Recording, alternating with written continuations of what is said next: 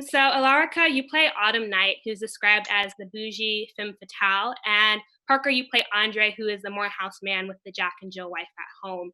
What was your preparation for the roles that you guys took on? Well, uh, as we know, Autumn Night kind of enters into the world as this mysterious person, and she steps into the club and then decides that she's going to dance and she's going to be a part of the strip club. And so there was learning in that for me and also for Autumn at the same time. And so preparation wise, all of us girls had to do training. And on top of that, she's from Houston, Texas, and I'm a Brit. So I had a lot of dialect coaching before and during. So preparing in that manner, it was tough. It was tough. The training was tough. The dialect was tough. But I think it all paid off in kind of creating these incredible characters that were written by Katori. Me too. The language was that was the toughest part, man. I mean, really. I think as an actor, and I'd done it a few times in auditions, a Southern accent, you know what I mean? Just a bland, like, Southern accent. But to really get into the intricacies and the nuances and the language and the slang that they use and being able to just flow with it, that was probably the toughest part. Other than that, I just did what I normally do. Just kind of building the character from the ground up and looking for all the little hints in the script. So really knowing that script really well. And did either of you do research on the Mississippi Delta before taking on these roles? I did through, well, one, I have family from Tennessee and down south. My grandmother, where we spent nearly every weekend. I just sort of reflected on time with her, things I would hear her say, friends who would visit in Indiana, where I'm from.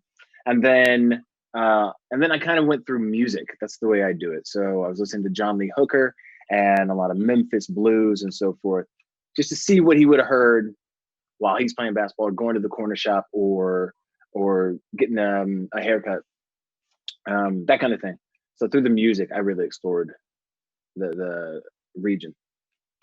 Yeah, I learned a lot from the cast, if I'm honest with you. You know, I had a lot of talks with Brandy and kind of got an idea of like how she kind of grew up and her experiences through people that she knew. So there was a lot of that, and then the rest is the internet is always helpful. So as much research as you possibly can get, but anyway, kind of being involved in the show, you're always going to learn stuff as you go along, you know, through the writing, through the people that come onto the show, and it was always kind of like a learning situation, I think, for everybody. And for the role of Autumn Night, she's kind of this enigma when she enters the show with her stilettos and her designer bag. How did you bring that level of mystery to your character? Well, to be honest, it's like, I think once people start watching the show and they start seeing actually how she enters the show is with nothing. And all of these things are just almost like disguises for her. And so I think with any character that I get, in any show, I always kind of strip them all the way back and think about, you know, what are their daily routines, you know, what do they think about their bodies, what do they think about certain experiences they've been through, and then you kind of build it up so that when it does come to doing scenes like that, the first entrance and putting on a show or kind of putting on a mask, I know how to do that because I've pulled her all the way back. It's an interesting one because it's so mysterious and we see, you know, all this mystery throughout and all these kind of these chameleon type, you know, disguises. But the audience learn as much as I probably learned going along in the filming process. And with your character and sort of the show in general, do you hope that the show can challenge maybe ideas around strip club culture as well as exotic dancing and the nightlife? Completely. This is a brilliant show, man. It was written by a fantastic woman who did the most amount of research and really dug deep. People have opinions about everything, especially in this day and age. They're very vocal as well. But a lot of the time, those opinions aren't backed up by truth or experience. And so for that, I feel like having this platform to show these women's lives and to kind of give a little spy hole into this world, you know, this far south, the kind of music, the kind of characters that enter into the strip club and the girls themselves. It's going to change a lot of people's opinions. That's, you know, that's what needs to happen, because it's truth and it's honesty. Right, right. And for the character of Andre, we sort of see the return of the prodigal son and this Morehouse man, which is a prestigious institution. How do you want the audience to sort of interact with your character? Well, I think Andre he sees himself, carries himself as a future politician, governor, senator, something like that, like big stuff. So he's got a 20, 30-year plan in mind. And so as long as you watch him thinking, he's not a young Barack or anything, but he's thinking ahead. So every action he takes right now is pretty heavy.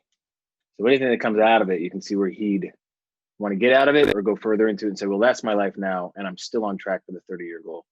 And that includes his mysterious business, you know, which there are people like that in real life. They have things that they want to do and accomplish, and they believe it's for the better or for the best of their constituents or people or community or neighbors or whatever. So his heart is in the right place.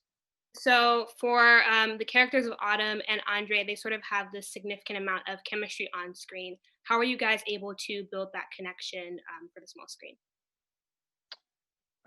Vodka. So I think vodka.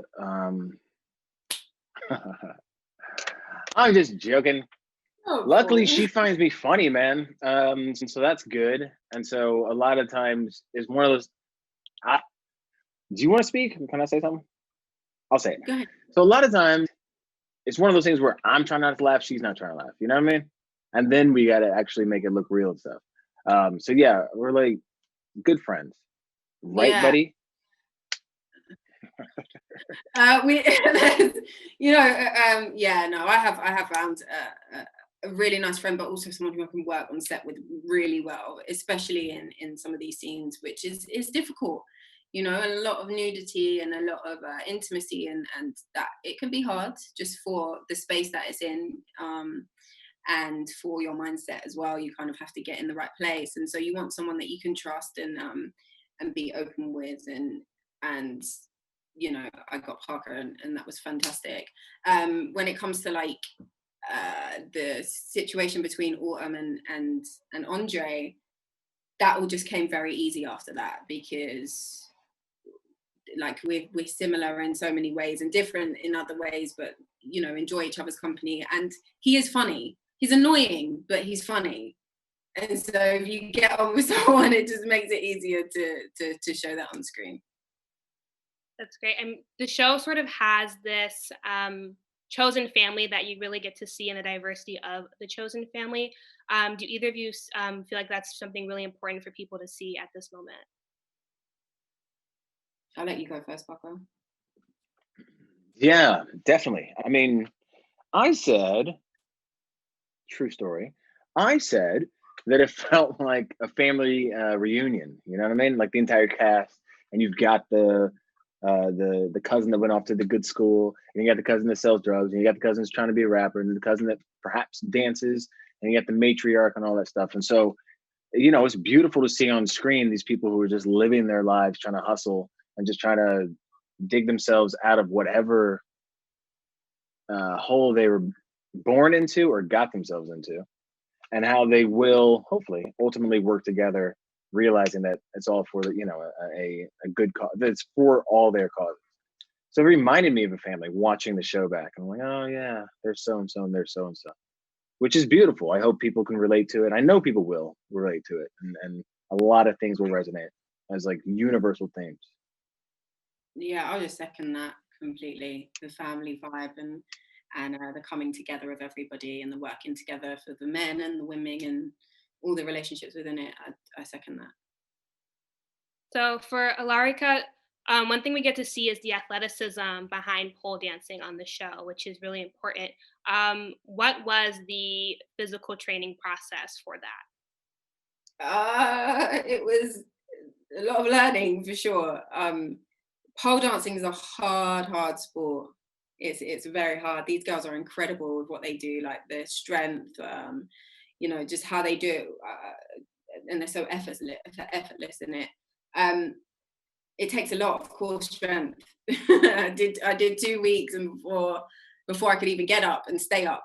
But it's something that I've really enjoyed, and I'm so glad that I got to learn it. And I'm continuously learning now, and I'm still not even at a point that's like anywhere near great, but I enjoy it, and it's freeing, and the women who do it, you know, have let me know how they enjoy it, and I feel the same thing when I'm on a pole. And so, for both of you, what do you hope audiences can gain from watching the show? Elarica, you want me to go first? Go ahead. All right. Well, you just sat there. So, no, I hope people can. Well, okay. I hope audiences take what I got from the initial reading. Is I'm from Indiana. I'm from the suburbs, and again, I do have cousins all over down south, Virginia, and so forth. But to really see a small town in the dirty Delta and how things, I guess, transpire there. So just a snippet of real life in the South, where a place that you normally wouldn't be, you wouldn't pass through, and perhaps you wouldn't stop because you're not familiar with the surroundings. But there are very interesting, intelligent, complicated people that live there who are just like you and me. Yeah, it's a treat set to the tone of trap music. Yeah, I think hopefully just a better understanding of people in general, and you know, we hope to change people's mindset on this world and the people in it. Already I've seen people kind of have opinions so far, and wondering why this show is important, and why are we putting this out there, and why is it, you know, led by Black women, and seeing them in this light. Well, it's important because they have stories, and that's exactly what Katori's done. Is she's completed an entire story that is just full of truth and honesty about women, about men, and about all the, you know, everyone can relate to these people. Right. So I hope opinions, you know, will be changed. And do you guys feel as though this shows the beauty of the Mississippi Delta? Yeah, man. Yeah, I think the way that we filmed it in general, like, you know, from what my understanding is of the Mississippi, like, there's stunning places, amazing people, talented people, and I think we've wrapped it all up in one, and it's here, and we're just waiting to show the world now. Yes, but it's hot, man. It's hot. Okay. I've been recently rereading Invisible Man, you know, from Ralph Ellison.